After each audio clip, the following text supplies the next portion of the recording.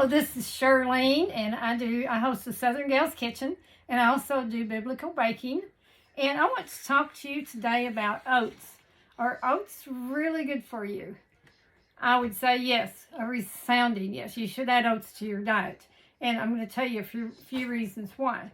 But you know, we all love the comforting smell and taste of chewy oatmeal cookies made fresh in the oven. They smell wonderful. They taste wonderful. And if you make those with whole grain oats, I use old-fashioned rolled oats and einkorn flour. So they're very nutritious. Other than a cookie is a cookie is a cookie. It has sugar. But other than that, if you're going to have a cookie, a whole grain one is your best. It's the best thing to have because it does have that 45 nutrients in them that whole grains tend to have. So when you're buying oats, there's 3 kind of whole grain ones that I would recommend. I would not recommend any other kinds of oats. Those instant oats and overly processed, the more things are processed, the more nutrition you lose until you get to the point where you've lost a lot of the fiber, you've lost a lot of the nutrition. So the less processed, the better. Your first is oat groats. Groats are whole oats, 100% whole grain. The second would be steel cut oats, and I love steel cut oats. They're really, really good. Those are your second best oats. They're just minimally processed. And third is old-fashioned rolled oats, which is what I use to make my cookies. And they're still, even though they're processed some, you know, they're the flat oats. They run them through a mill and make them flat. But they still have a lot of good nutrition in them. So I would recommend any one of those 3. Would not recommend anything else.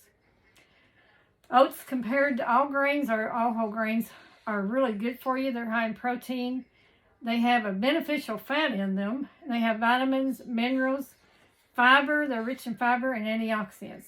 Studies show that oats, because of the fiber mainly, help with weight loss, lower blood sugar levels, and help reduce risk of heart attacks, heart disease. Commonly eaten for breakfast, oatmeal is very popular, but a lot of people are thinking of buying those little instant oats in the little packages.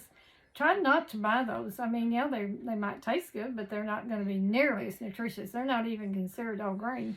You need to do real oats. Steel cut are good, and they do take longer to cook, but you can do overnight oats and do your old-fashioned rolled oats overnight with some dried fruit.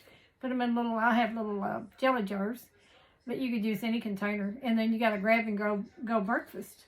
Of course, oats are wonderful in muffins, granola bars, cookies, and other whole grain baked goods. But again, all those have a downfall if they have sugar. But I use the old-fashioned oats or the steel cut oats with whole grain flours, like I said, with einkorn or whole grain, whole wheat. That I'm putting really 2 whole grains together and making a pretty good product, because whole grains can be added to your diet. Even people whole food plant-based, and I do eat some whole food plant-based meals quite often. And the whole food plant-based community will allow whole grains. Now, they're not going to allow you to eat sugar necessarily, but in small quantities. When I make cookies, for example, my oatmeal einkorn cookies, makes 5 dozen. And I'll either give some to people. If we have Wednesday night dinners at church, I'll take cookies a lot of times, because I'll make them. And I'll bake them and put them in my freezer. I have a seal meal, so I'll just seal them up in there, and they'll keep for a long time that way. Or I'll take the cookie dough and just drop it onto the cookie sheet, you know, raw little round balls. You put a whole bunch on one sheet. You can freeze them and throw those into your bag, either a Ziploc bag. I like to use the seal meal. Once they get frozen, and they'll keep longer in your seal meal bags because they're sealed up better. But anyway, the way you do it. But you can have your cookie dough. You can just throw it in a bag if you want to and freeze it and throw it out. I've done that. But you don't have to eat all 5 dozen at one time. I'll put 4 or 5 cookies in a bag, sometimes 2. They're very big, and I'll just get out a couple at a time. If it's in a sealed meal, I'll get out what I want. I'll seal it back up and put the rest back in the freezer. So there's ways you can have your cookies without overdoing it. It's spreading things out and having a cookie along and a muffin or something. A whole grain muffin's pretty good for breakfast in my book. But the whole grain, the fiber, helps me at least balance my sugar, because it does have all that fiber. It makes a big difference, But oats have manganese, they have phosphorus, magnesium, and we know we need magnesium more and more, copper, iron, folate, vitamin B1 and B5, and it's got 13 grams of protein per serving. It's one of the most nutrient-dense foods you can eat, as whole grain wheat and flours are too. They really are nutrient-dense, nutrient-rich. Oats have a large amount of something called beta-glucan, and you probably have heard that. It's a type of soluble fiber. Beta-glucan partially dissolves in water, and it forms a thick, kind of gel-like substance that stays in your digestive tract, which is really, really good for you. And that beta-glucan fiber helps reduce LDL and total cholesterol, blood sugar, and insulin responses. It slows them down. Anytime you got a whole grain, it slows that insulin response down, because the sugar goes into, if it's a cookie or something, it goes into your body slowly and doesn't just give it a rapid rise like an all-purpose flour would. It increases feelings of fullness, which helps with weight loss.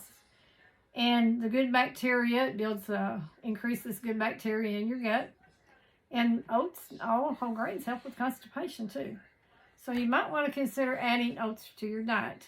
Again, look for oat rumps, the whole oats, or steel cut, or old-fashioned rolled oats. Find recipes that use oats in them with your whole grains and add those instead of, if you're going to make muffins and you're going to make a cookie, and we're going to make those things sometimes, then do it with a whole grain. I mean, they taste wonderful. Whole grains just have more flavor, more taste. People that just eat white flour, all-purpose, it really has no flavor at all, and it's a dead flour. As Joel Furman says, the whiter the flour, the sooner you're dead, and there's probably a lot of truth to that. You got to start getting those whole grains and fiber and those 45 nutrients into your diet, and you can't do that with all-purpose flour that's been enriched with 5 nutrients, maybe max. So, and no fiber. So you're going to have to not only need to go to whole grains, but the whole world of flavor and taste will open up to you. The best cookies, and I've tried them on hundreds of people. It's my einkorn oatmeal cookies. Everybody loves them. 100% old-fashioned oats and 100% einkorn flour. Nothing sifted out.